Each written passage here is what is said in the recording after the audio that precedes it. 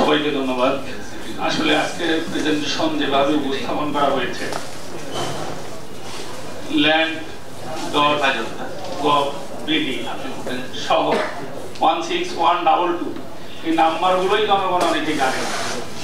যদি এই সিস্টেমটা এখানে দেখানো হলো একদম সেবিকা পর্যন্ত, তারপরে ট্রাক দিয়ে সচেতনতা এরকম যদি করা যায়, ইনশাআল্লাহ আমি মনে করি যে মানুষ খুবই স্বতঃস্ফূর্তভাবে এই সেবাটাকে গ্রহণ করবে এবং মানুষ উপকৃত হবে। আসলে 80% মানুষ যে যায় না, হয়রানির কারণে যায় না, কারণ আমি চাকরি করি, আমি ব্যস্ত মানুষ, ওখানে গিয়ে 2 দিনও আমার কাজ হয় না, এই জন্য মানুষ কিন্তু অনাগ্রহী।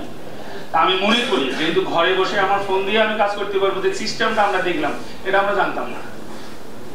আমরা মনে করি আমরা যারা এখানে রয়েছি আমরা গণসচেতনতা চালাবো এবং সরকারের পক্ষ থেকে যদি সচেতন করার এরকম কোনো পদক্ষেপ থাকে, আমি মনে করি যে মানুষ খুবই খুশি হবে এবং উপকৃত হবে। ধন্যবাদ।